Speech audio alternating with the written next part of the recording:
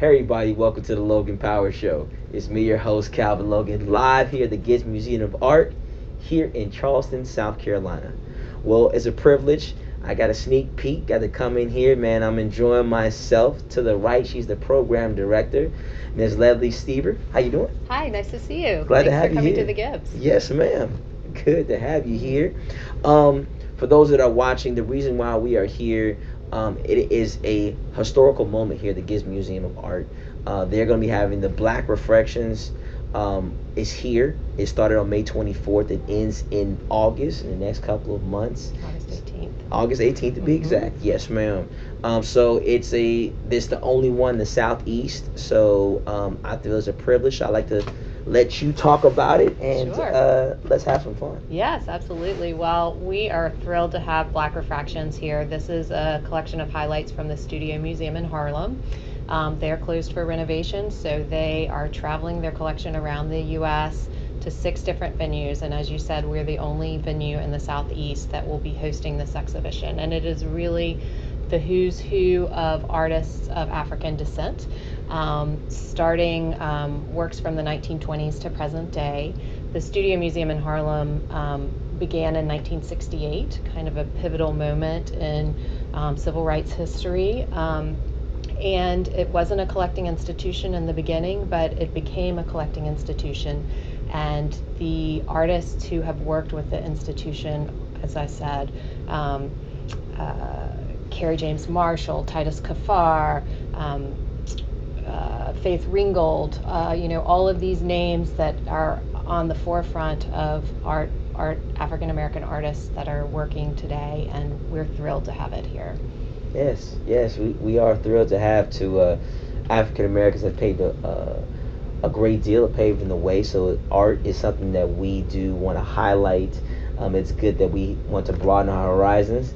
It's not just an entertainment, but we want to see what people see through another eye perspective. Is there anybody in particular that really stands out for you that you say like, hey, that's something I have to say, wow? One of the ones that I really love is there's a sculpture by an artist named Elizabeth Catlett, and it's a standing figure, life size, of a mother and child, and the tenderness of the pose, the expressions of both the mother and child are really beautiful. There are some other fun ones. The range really goes from works like Barclay Hendricks. His work, Lawdy Mama, is the signature piece that we've used on a lot of the collateral around the exhibition. It's the cover of the catalog, and it is this beautiful, bold black woman with a big afro on a gold background, and she just has this poise and presence. That's another one that just really stands out for me. But the range, it includes photography, it includes, as I said, sculpture, it includes video, it includes works on paper. So it's just really showing all of these different aspects and the plurality of the work that artists of African descent are doing and have been doing. Absolutely. So, I want you all that are watching this right now to, definitely want you to come down. It's only going to be for limited time. Yes. August is around the corner, and we definitely want people to, look at what people have made, pave the way for you. Moving it forward. Mm-hmm. Now, you being the program director, I know you have a tough task ahead of you. What are some of the duties that you got to do to get this bad boy up and running? Yeah, well, we have had a great time. When we knew this exhibition was coming, we reached out to a lot of community leaders and advocates around the city to make sure that we were connecting the dots and connecting with the right people. We worked with Marcus Amaker, who's Charleston's poet laureate, to go into the schools. The timing of this exhibition has been difficult because it opened right as schools were closing, and it's closing right as schools are opening. So where we would have brought a lot of school groups in to see this, we are missing that opportunity. So Marcus helped us.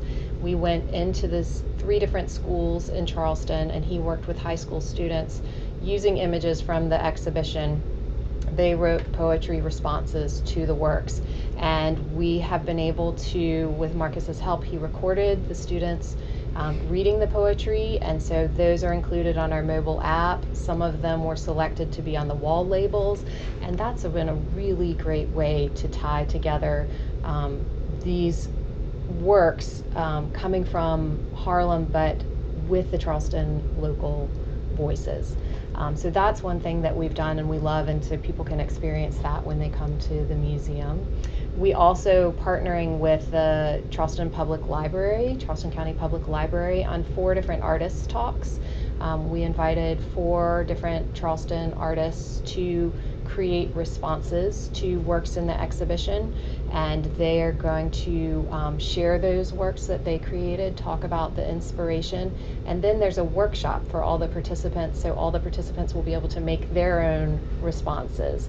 And the first one is actually going to be on the 14th of June, so this may air after that has occurred, and then the next one will be on it's next Tuesday, June 18th. Okay. That's Marcus Amaker on June 18th and Charles Williams on the 14th. And then we have 2 dates in July where this will be happening as well, with an artist named Concept Rich, who does a lot of collage. He's going to be using a Faith Ringgold quilt that's in the exhibition, a really beautiful piece, as his inspiration. And also Peanut is going to be creating a response. And I'm blanking on who he's responding to, but both of those will be fascinating. Those are going to be at West Ashley and also, Johns Island, and then up at Otranto Branch. Okay. And all that information's on our website. Absolutely. I want you all to get to know these artists, get to know these people, so that you be able to get connected with them, and to be able to say, hey, I got to see it for myself. This place is, oh my goodness, I'm enjoying myself. The sweetgrass basket. Yes. That one, the largest one ever. Mary Jackson. Yes, Miss Mary Jackson. I'm amazed on how that thing came together, because I'm like saying that is yes. a lot of time and effort to putting all those things together. So, yes, Mary Jackson is a local treasure and a national treasure. She's won the MacArthur Genius Grant for her basket, her basketry, and we're honored to have her in our collection. Our modern and contemporary gallery is actually named for her. And we do, as you said, we have her largest basket that she's ever created. It's titled Never Again. Because she said that was it. She was never going to make another one that big. I think she said it took her 3 years. Wow. So we certainly have a great connection with this exhibition in terms of our own collection. Works we have been, in the past 10 years, we've really been focused on adding works by African American artists to our collection, and we're just closing an exhibition of new acquisitions by African American artists that included 28 new works that we have collected over the past 10 years. So this Black Refractions is something certainly we want people not to miss. This will not happen again for many years, but our collection does feature a number of these great artists, and there's some crossover in the names from our collection and the Black Refractions. Yes. Now remember, the Gibbes Museum of Art, 135 Meeting Street here in Charleston, South Carolina. Definitely you want to come through. You want to spend your time. You want to take your family, or your family outing, so that you can enjoy life's treasures. It's not like, say, we watch it on television. You got to broaden your horizons. You think people have created things, painting, sculptures. They have this big sweet grass, like this thing as tall as ever, that people have really woven together, and you can walk through. Man, I was just amazed on how, someone actually put that together. Now, have you considered yourself being an artist? Since you're the program director, you got a lot of artistry in your background. I did have artistry. I would say I was a fine arts major and an art history major in college, so I used to make a lot of art, but Okay. I've really focused my career on the programming side and the art history side. So sadly, I don't keep my brushes wet.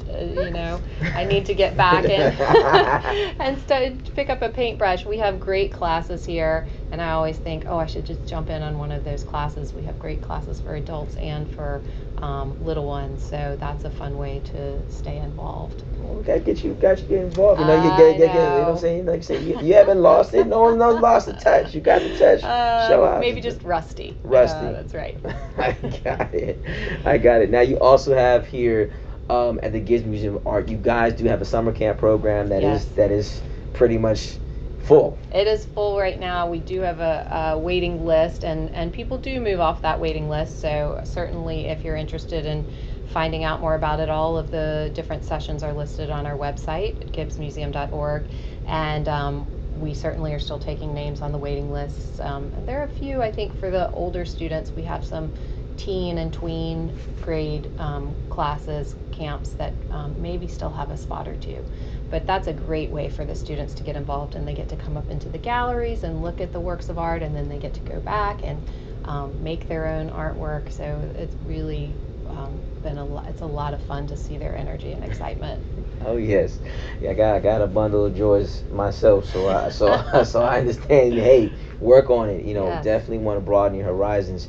Now, when it comes to this generation, and just an off topic, a lot of our young people, when we think about being artistic, it's kind of a tough challenge, because a lot of people say, we have the smartphones, we have the iPad tablets or whatever electronic equipment, and we're not really broadening our mind. People think like, man, can I create it? We think about certain things. What do you think we need to do, I guess, to bring the people back to creativity? Because we're losing that type of flair like we used to back in the day.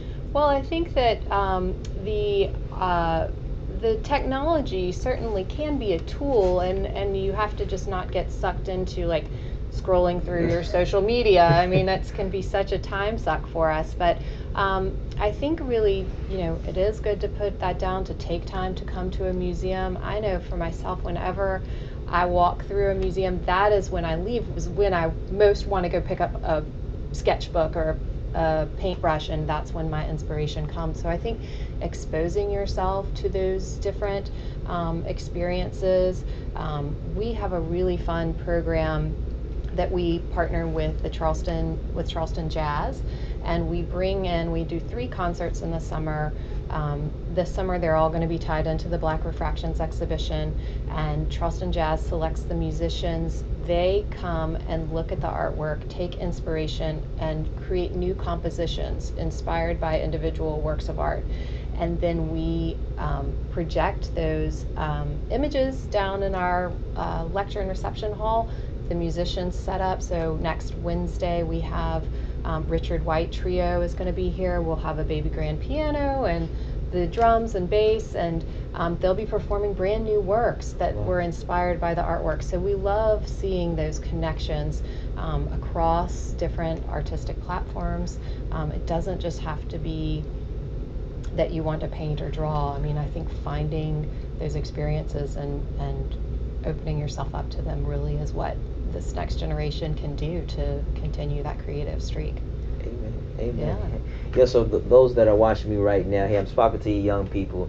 Hey, I'm a young person myself. It's time for us to just be more creative, not just on the electronic side. I know we can do a lot of great things, hey, with your smartphone, your laptop, desktop, but let's get back to the creative side. I think we have a lot of things we can bring to the table that can be greater than what our ancestors did or greater than what our parents are doing. I think that a lot of times we can be that beacon of light, and we need to make a change. And I believe that I'm speaking to everybody. I don't care what nationality you are. I don't care, male or female. I believe that we can make a difference just being creative and, changing this world. Yeah. So for you, who was your inspiration? Like for instance, we think about, you're an artist. Who was the one that inspired you to say, like, hey, I'm gonna do this for the rest of my life? My mother was a very creative person growing up, and she certainly inspired me. She always she was more of a graphic artist, but she was doing that. And then I think when I got into college, working with my professors and talking to them, I always, like I said, loved going to art museums. I was really attracted to the Fauves and the Picasso. I really loved also, as sort of a contrast to that, the Italian Renaissance, and learning about Chinese art. Yes. You know, just all the different, every culture, every community has sort of techniques and traditions, and I think learning about all of those really can open your eyes up and help you find inspiration. Absolutely, absolutely. I remember my Picasso moment and my Monets. Yeah. Those are some of the things learning as a kid. A lot of African American art. I was a big. It was like a lady in red. His name is Mr. Charles Gibbes. Mm-hmm. He was a. My mother had got his art back in the day, and I was like, I still got the painting till today in the You house. do? Oh, that's so great. So my mother was big into that. She went to a lot of plays. Being from Chicago, she went to New York, and she went to a lot of those big Broadway plays, and she brought all those posters back home. And you're Those like, are so engaging. yes, Yeah. yes. So my mother was a big buff of always theater, theatrics, Calvin, poetry. I want you to be involved in those type of things, getting in Langston Hughes. She was like, you need to get into this thing now. You're like, Mama, I don't want to do poetry. She's like, you got to do it. She was she got her degree, theater, video production, but she was a teacher. So you can see it's rubbed off, and she always used to beat my head down with just constantly, you gotta learn something, son. So. Well, clearly you've taken that to heart, and here you are, you're spreading the word about culture and getting people involved. I love Mary Jackson tells the story of learning the sweetgrass basket tradition, and she was not interested in it. She really didn't think she would ever use it again, but it was the tradition in her family from her grandmother and her mother. And then when she was older and her son got sick with chronic asthma, she had to quit working. She started doing it again, and that allowed her to pull back that creative skill that she had learned, and now look at her. So it's great to take that on and keep it close to keep it to your heart and expose yourself. Absolutely.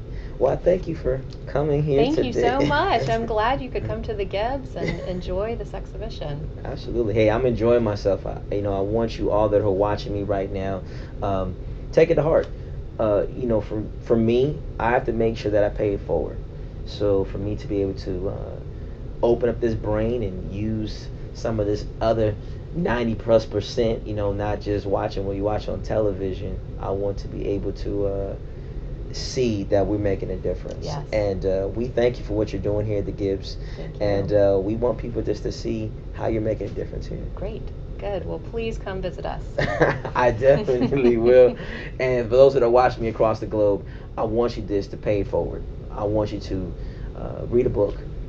I want you not just to get caught in television, video games, or whatever electronic stuff. Let's read a book.